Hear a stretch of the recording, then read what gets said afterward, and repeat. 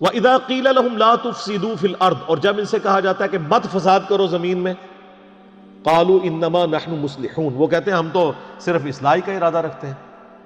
یعنی یہ اللہ کہہ رہا ہے یہ فساد کر رہے ہیں. کیوں فساد یہ کر رہے ہیں؟ کہ اوپر سے ایمان قبول کیا ہوا ہے، ایمان والوں کو دھوکہ دے رہے ہیں، کافروں کے ساتھ بھی پینگیں بڑھائی ہوئی ہیں، اور اندر سے جڑیں کاٹ رہے ہیں، اور کل کو جب جہاد کا موقع آئے گا تو یہ جو ہے وہ حصہ نہیں لیں گے. اور یہی ہوا ہے، آپ دیکھ لیں غزوہ احد کے اندر 700 لوگ لے کے وہ علیحدہ ہو گیا تھا عبداللہ ابن ابی، 300 لوگ لے کے.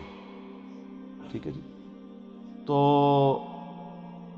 وہی عبداللہ ابن ابی نے جب یہ حرکت کی تو عبداللہ ابن مسعود کہتے ہیں کہ اللہ کی قسم اگر غزوہ احد سے پہلے مجھے کوئی پوچھتا کہ رسول اللہ کے صحابہ میں کوئی منافق بھی ہے تو میں کبھی نہ یہ بات مانتا، کیونکہ ساری ماشاءاللہ تکبیر اللہ سے نماز پڑھ رہے ہیں. یہ تو موقع ہے پتہ لگا رہا ہے کون کون محبوب کی امت سے ہے. یہ ویسے کہہ دینا تو آسان ہے جو کچھ بھی ہے تیرے محبوب کی امت سے ہے. یہ تو دودھ دہی کا کاروبار جب کرتے ہوئے پانی ملا رہا ہوگا پھر پتہ چلے گا نا کہ محبوب کی امت سے ہے کہ نہیں.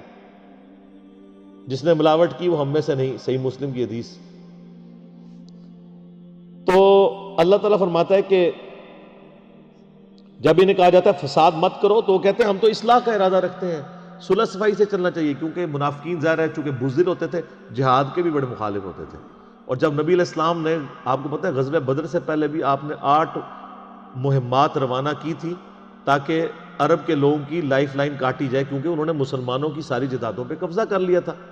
تو نبی علیہ السلام نے اس کے بدلے کے طور پر، اور یہ غزوہ بدر میں بھی ہوا، وہ آگے چل کے سورۃ الانفال میں آ جائے گا. تو کہتے تھے یہ لڑائی جھگڑے کا کوئی فائدہ نہیں ہے، بس میٹھی میٹھی باتیں. سر میٹھی میٹھی باتیں کرنے سے کبھی بدماش اپنی پوسٹ چھوڑیں گے؟ آج کافر کہتے ہیں جی اسلام نے تلوار کے زور کے اوپر رومن اور پرشین امپائر اکھاڑی ہے. تو سر پھر کس طرح اکھاڑتے؟ تلوار کے بغیر بدماش اپنی جگہ چھوڑتا ہے؟ نہیں. اسلام نے یہ جو نیا دور شروع کیا ہے وہ تلوار کے زور پہ کیا. سورہ توبہ کی آیت نمبر 14 ہے کہ اللہ تعالیٰ صحابہ کرام سے کہتا ہے ہم تمہاری تلواریں ان کے اوپر مسلط کریں گے. صدیوں سے بیٹھے ہوئے بدماش کیسے اکھاڑے جائیں گے؟ تو یہ جہاد اور قتال کے پیچھے حکمت یہ تھی. لیکن آج جہاد اور قتال یہ ہے کہ وہ مسلمانوں کو اکھاڑنے کے لیے استعمال ہو رہا ہے. ایک مسلمان دوسرے کا گلا کاٹ رہا ہے جہاد کے نام کے اوپر.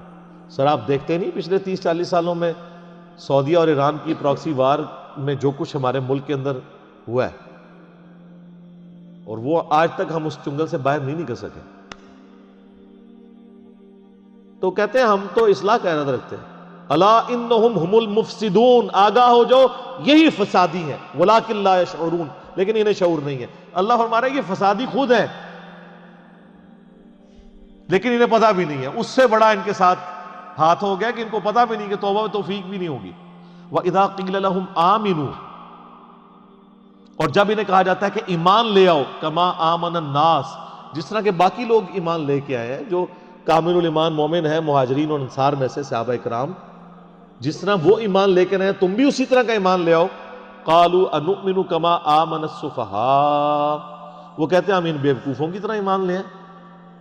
ان کو تو نہ اپنے بیوی بچوں کی پرواہ ہے، نہ ان کو اپنی کوئی زندگی عزیز ہے. کل کو جہاد میں جائیں گے کٹ جائیں گے، پیچھے بیوی بچوں کا کیا بنے گا؟ یہ تو ہے ہی سارے بیوقوف ہیں. اور اللہ تعالیٰ کی طرف سے جواب سنیں، الا انہم هم السفہاء ولکن لا یعلمون، آگاہ ہو جو بے شک یہی لوگ ہی بیوقوف ہیں جو یہ صحابہ کرام کو بیوقوف کہہ رہے ہیں، لیکن ان کو خود بھی علم نہیں ہے. انہوں نے تو آخرت کا سودا کر لیا. سورہ توبہ میں آتا ہے ہم نے مومنین کی جانوں اور مال کے عوض ان کو جنت دے دی ہے، جنت کے عوض ان کی جان اور مال ہم نے خرید لیا ہے. اور خوشخبری ہو تمہیں اس بیعت کے اوپر جو اللہ سے تم نے بیعت کی ہے. ہمارے مسلمان بھی بیعت کرتے ہیں لیکن اپنا جان مال جو ہے وہ پیروں فقیروں پہ لٹا رہے ہوتے ہیں. اللہ فرماتا ہے کہ اللہ کے لیے لٹاؤ، بیعت اللہ سے ہو پیغمبر کے ذریعے صلی اللہ علیہ وسلم. وَإِذَا لَقُوا الَّذِينَ آمَنُوا، اور جب یہ ملتے ہیں اہل ایمان سے، قَالُوا آمَنَّا، کہتے ہیں ہم ایمان لاتے ہیں. وَإِذَا خَلَوْا إِلَىٰ شَيَاطِينِهِمْ، اور جب اپنے شیطانوں کے ساتھ علیحدہ ہوتے ہیں یعنی دوسری پارٹی کے ساتھ، قَالُوا إِنَّا مَعَكُمْ، بے شک ہم تو تمہارے ساتھ ہیں. إِنَّمَا نَحْنُ مُسْتَهْزِئُونَ، ہم تو اوپر سے ہنسی مذاق کے طور پہ انہیں کہہ رہے ہوتے ہیں کہ ہم مسلمان ہیں. دوغلی پالیسی. اور اللہ نے کہا کہ اپنے شیطانوں کے ساتھ جب ملتے ہیں، شیطان کن کو کہا؟ ان کافروں کو، ان کے سرغنہ جو علماء یہود تھے ان کو. اب کٹھے ہوتے ہیں اپنے شیطانوں میں. اچھا، شیطان لفظ کے دو مطلب ہیں. ایک ہے اللہ کی رحمت سے دور، اور ایک شیطان کا مطلب ہے جو حسد اور بغض میں بھرا ہوا ہو. یہ بیک وقت دونوں معنی شیطان کے اوپر فٹ آتے ہیں. اللہ کی رحمت سے وہ دور ہے کیونکہ مردود بارگاہ ہے، اور اس میں حسد اور بغض ابن آدم کا پایا جاتا ہے کیونکہ وہ یہ سمجھتا ہے کہ نہ اللہ مجھے آدم علیہ السلام کے معاملے میں آزمائش میں ڈالتا اور نہ میں مردود بارگاہ ہوتا. تو یہ دونوں چیزیں اس میں. تو اللہ نے یہ انسانوں میں سے شیطان ہیں وہ لوگ جن کے ساتھ منافقین ملتے ہیں، اور کہتے ہیں ہم تو مذاق کر رہے تھے، انما نحن مستہزئون، ہم تو صرف مذاق کر رہے تھے. اللہ تعالیٰ ہمارا اللہ یستہزئ بہم، اللہ ان کے ساتھ اصل میں مزاح فرما رہا ہے جیسا کہ اس کی شان کے لائق ہے.